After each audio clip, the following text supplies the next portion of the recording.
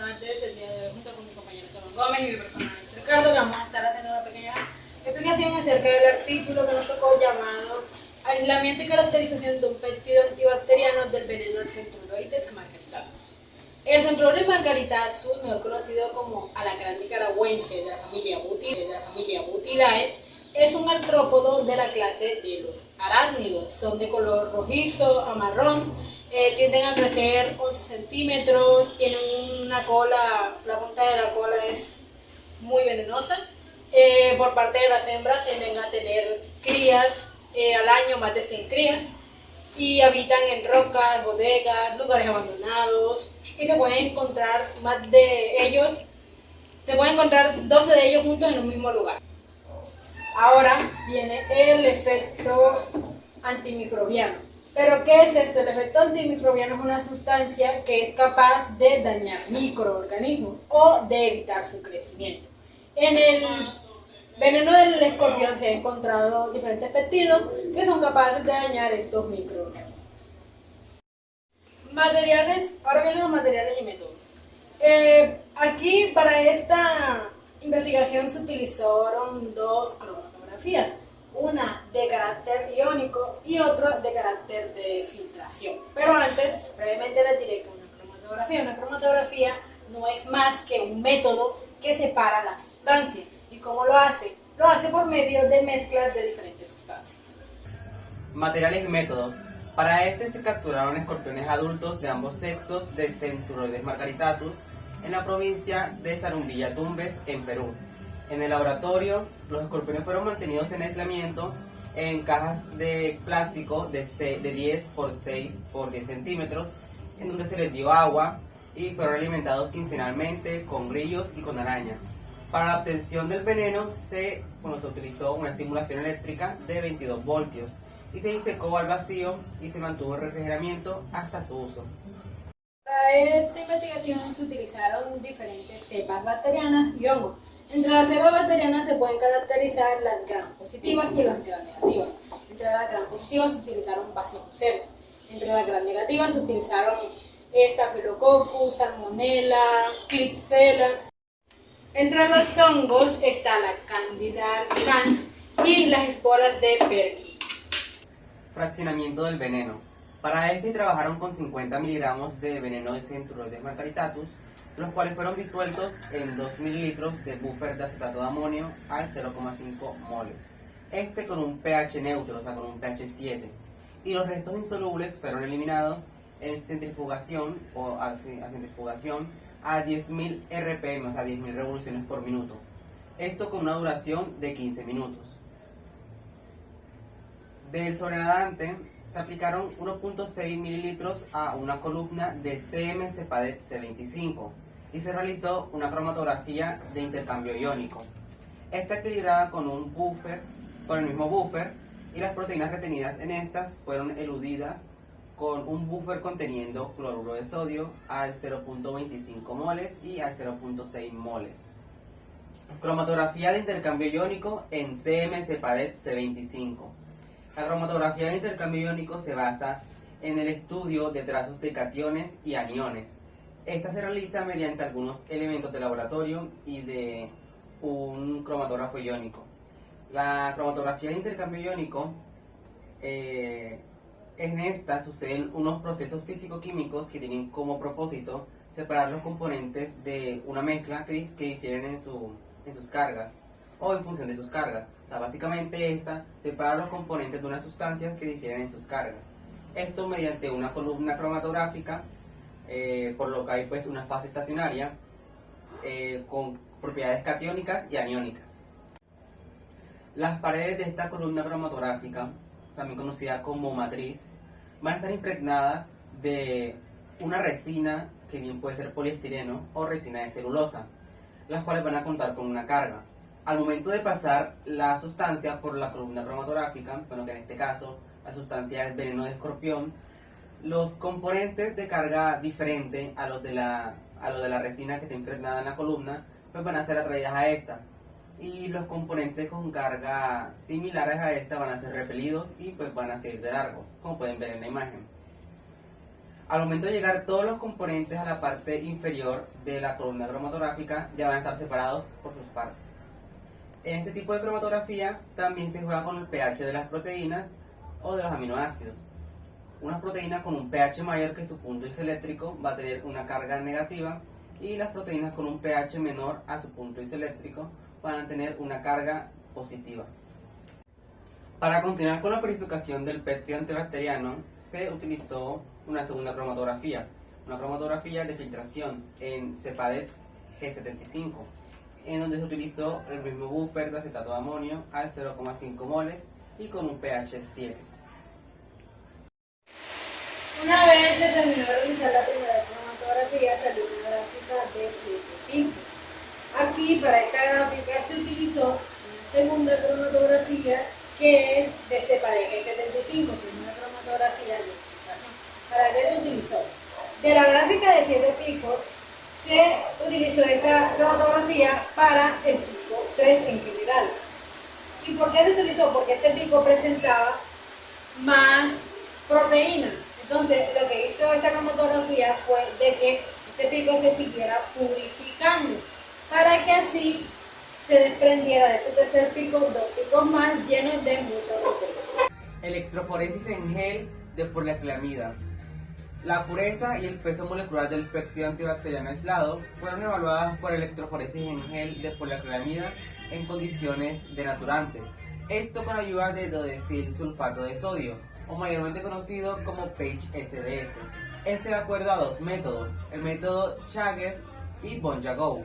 Como proteínas estándares se utilizaron la lisozima a 14,3 kilodalton y la proteinina a 6,5 kilodalton.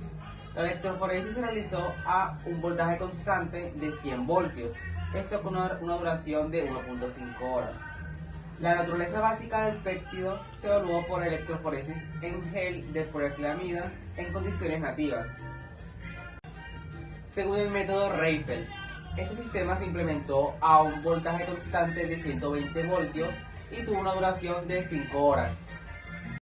Después de esto se hizo la actividad antibacteriana. Se ensayó sobre microplacas de 96 pocillos. Se agregaron 90 microlitros de un cultivo bacteriano en medio mínimo de Davis. Se incubó a 37 grados centígrados y se dejó por 24 horas. Pasadas las 24 horas se determinó de que había un crecimiento bacteriano en la sustancia y también había efectos de inhibición.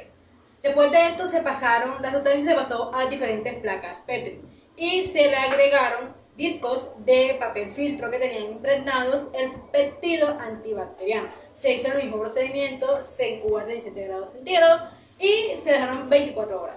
Pasadas las 24 horas en las placas Petri se determinó de que había un crecimiento bactericida y que habían halos de inhibición alrededor del cultivo.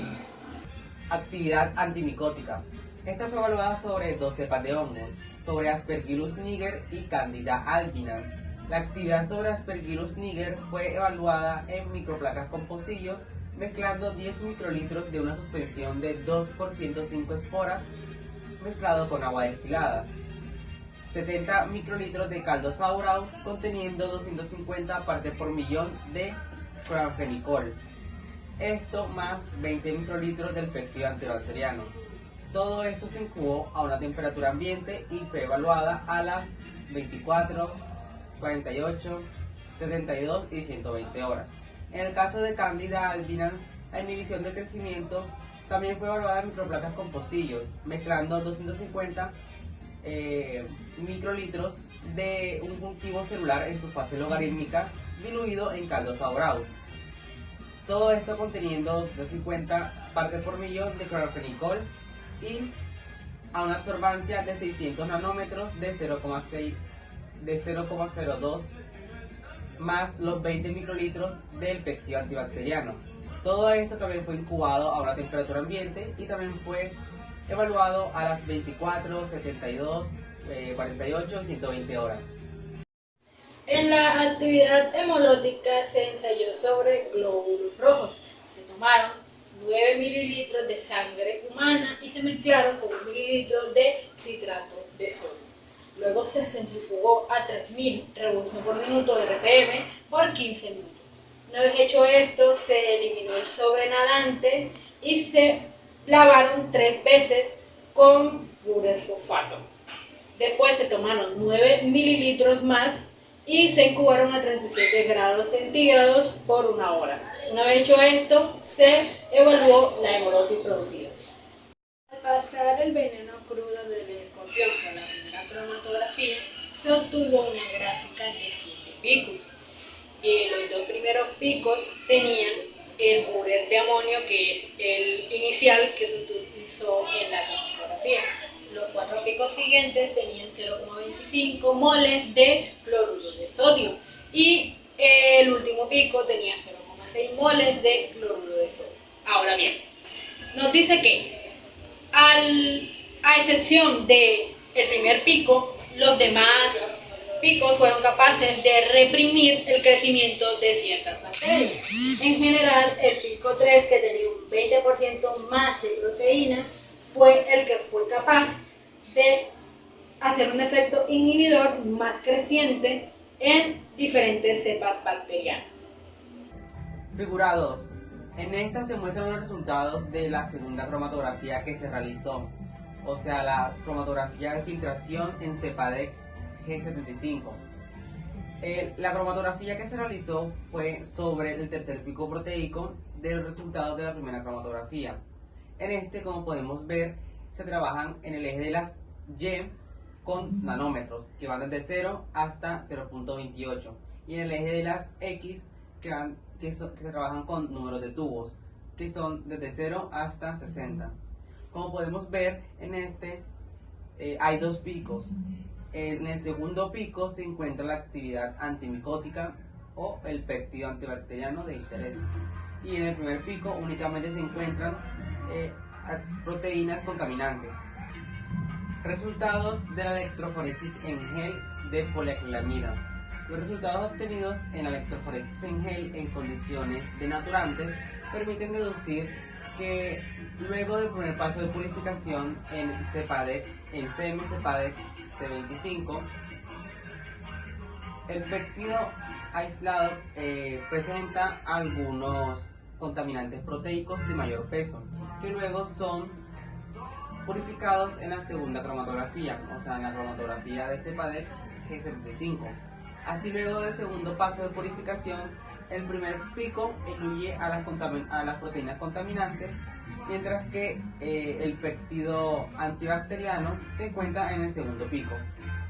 Los resultados de la actividad antibacteriana se determinó que al pasar el cultivo bacteriano por las microplacas hubo un efecto inhibidor y también un efecto bacteriano de cepas tanto gram positivas como gram negativas. Sin embargo, al pasarlas a las placas Petri, se determinó que en realidad no hubo un efecto de inhibición. Es decir, que el péptido tiene un efecto bacteriostático, pero no bactericida. Resultados de la actividad antimicótica. En relación a los resultados de la acción antimicótica, el péptido antibacteriano de interés fue capaz de inhibir el crecimiento sobre las 2 cepas de hongos, o sea, sobre Aspergillus niger y Candida albicans, esto durante 48 horas, ya que a las 120 horas se observó un crecimiento de ambos microorganismos.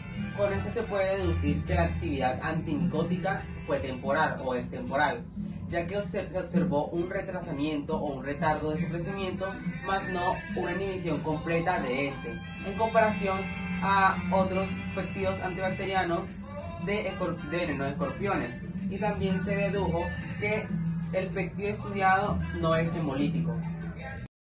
Bueno, en los resultados, el resultado de la hemolosis, de la actividad hemolótica, el resultado fue que no presentó hemolosis. No se sabe por qué, porque el artículo no nos explica acerca de por qué no hubo hemolosis, pero no presentó.